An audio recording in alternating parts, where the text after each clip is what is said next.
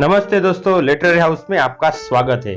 आज हम ऐसे पोएट के बारे में बात कर रहे हैं जो अपने समय में उतना ही फेमस था जितना वो बदनाम भी था। जी हाँ दोस्तों, मैं great romantic poet Lord Byron की बात कर रहा हूँ। दोस्तों, इंग्लिश रोमांटिसिज्म के लेटर स्टेज में 3 लीडिंग पोएट्स माने जाते हैं। उनमें जॉन कीट्स, पीबी शेली और लॉर्ड बायरन का नाम लिया जाता है। कीट्स और शेली पर तो मैं वीडियो बना चुका हूँ जो आप इस वीडियो चैनल पर देख सकते हैं। दोस्तों, लॉर्ड बायरन का पूरा नाम जॉर्ज गॉर्डन बायरन था। वे उनके 2 लिटरेरी वर्क के लिए खास पहचाने जाते हैं। एक है डॉन जॉन और दूसरा चाइल्ड हेरोल्ड्स पिलग्रिमेज। उनका जन्म 22 जनवरी 1788 को हुआ था। वो लंदन में हुआ था। उनके पिताजी एक कैप्टन थे, कैप्टन जॉन बायरन, और ये लॉर्ड बायरन ये उनके इकलौते बेटे थे। उनके स्कूल की शिक्षा अच्छी रही। बाद में बायरन ने कैम्ब्रिज यूनिवर्सिटी के ट्रिनिटी कॉलेज में एडमिशन लिया। इस जगह उनमें के पोएट का जन्म हुआ। यही उन्हें बहुत से बड़े बड़े क्रिएटिव लोगों के साथ उनकी मुलाकात हुई। उन दिनों बायरन ने बहुत सी पोएम्स लिखी पर उतनी वो नोटिस नहीं की गई। फिर 1812 में उनका one of the most famous literary work जिसे कहते हैं वो है चाइल्ड हेरोल्ड्स पिलग्रिमेज। ये इसके 2 कंटोस पब्लिश हुए और एकाएक बायरन को फेम मिल गया। यहां तक उन्होंने खुद के बारे में कहा है, I woke one morning and found myself famous. फिर कविता के क्षेत्र में लॉर्ड बायरन ने कभी भी मुड़कर नहीं देखा। इसके बाद उनके the Giaour, the pride of Abydos, Parisina, Hebrew Melodies ये कुछ वर्क प्रोड्यूस हुए। उनकी एक famous poem she walks in beauty वो भी इसी समय की है। लेकिन उनके बुरे बर्ताव की वजह से और उनपे बढ़ते कर्जों की वजह से उनको इंग्लैंड छोड़ना पड़ा और अपने लाइफ में वो कभी भी बाद में इंग्लैंड नहीं लौटे। आखिर में उनकी मृत्यु भी बाहरी हुई, ग्रीस में हुई और उसके पश्चात उनके इच्छे के अनुसार उनका दफन इंग्लैंड में किया गया। इंग्लैंड छोड़ने के बाद बायरन पूरे यूरोप में घूमते रहे। बेल्जियम, स्विट्जरलैंड, इटली, ग्रीस ऐसे देशों में उन्होंने अपना समय बिताया। उस समय के और एक नामी रोमांटिक पोएट पीबी शेली और उनके फैमिली के साथ भी बायरन की अच्छी खासी दोस्ती थी।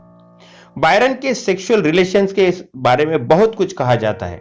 सैकड़ों औरतों के साथ उनके संबंध थे ऐसा भी माना जाता है।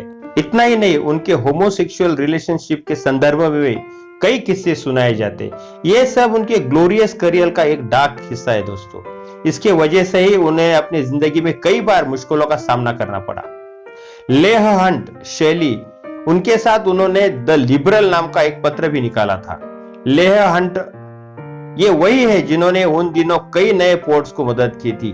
जॉन कीट्स के लिटरेरी करियर को आगे बढ़ाने में लेह हंट का बड़ा ही महत्वपूर्ण योगदान रहा है। परदेश में जाने के बाद बायरन ग्रीस में सेटल हुए थे। तब वहां चुपचाप बैठेंगे वो बायरन कहां। इन साहब ने वहां के इंडिपेंडेंस वॉर में भी हिस्सा लिया जो 1823 को हुआ था और जी जान से अपने आप को उसमें झोंक दिया था। बाद में तो इतना उनका नाम हुआ कि उन्हें ग्रीस का हीरो भी कहने लगे थे।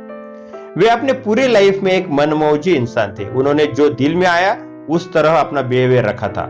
इसके लिए उनको कई बार भुगतना भी पड़ा था। उनका पर्सनल लाइफ कई सच्ची और झूठी कहानियों से भरा पड़ा है। उन्हें अपने कपड़ों का बहुत शौक था। एक से एक बढ़िया कपड़े उनके कपबोर्ड में रहा करते थे। खुद के फिजिकल ट्रेनिंग पर भी बायरन बहुत ध्यान किया करते थे। कहते हैं कि लॉर्ड बायरन एक अच्छे स्विमर थे, वो एक अच्छे बॉक्सर थे और हॉर्स राइडर भी थे। अब बायरन को लॉर्ड बायरन क्यों कहा जाता है इसके बारे में देखेंगे।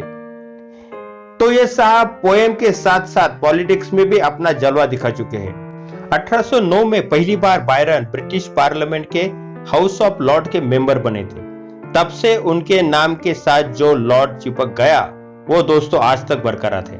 अब हम उनके कुछ लिटरेरी वर्क के बारे में बात करेंगे। बायरन की सर्वश्रेष्ठ निर्मित जिसे कहेंगे वो है डॉन जॉन। जॉन मिल्टन के बाद इंग्लैंड में लिखी गई यह सबसे महत्वपूर्ण लॉन्ग पोएम मानी जाती है। यह पूरे 17 कंटोस में लिखी गई पोएम है। डॉन जॉन पर वे अपने मृत्यु तक काम करते रहे। इसका एक कंटो तो उनके मृत्यु के पश्चात पब्लिश हुआ था। इसके बाद उनके आयरिश अवतार ये भी एक महत्वपूर्ण रचना मानी जाती है। यह कविता राजा जॉर्ज IV के आयरलैंड दौरे के संदर्भ में है और ये एक सटायर है। इसके बाद मैनफ्रेड ये एक पोएटिक प्ले है जो भी एक इंपॉर्टेंट माना जाता है। और जैसे पहले हमने बात की चाइल्ड हेरोल्ड्स पिलग्रिमेज, यह उनके बहुत ही महत्वपूर्ण पोएम में से एक मानी जाती है।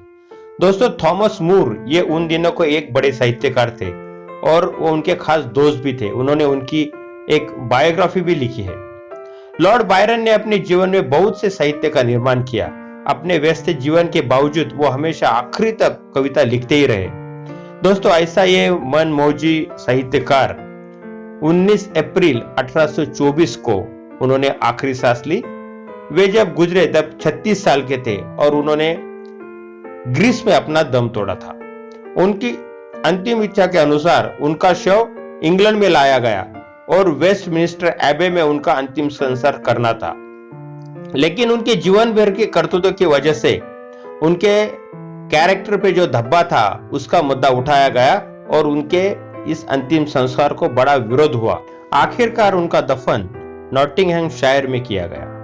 अपने जिंदगी भर कई वजहों से हमेशा चर्चा और कंट्रोवर्सी में रहने वाले लॉर्ड बायरन ने कविता के क्षेत्र में बहुत ही श्रेष्ठ दर्जे की कविता लिखी है और हर जनरेशन के साहित्यकारों पर अपना एक इंप्रेशन जमाया है। आज भी इस रोमांटिक पोएट की पोयम दुनिया भर में पढ़ी जाती है।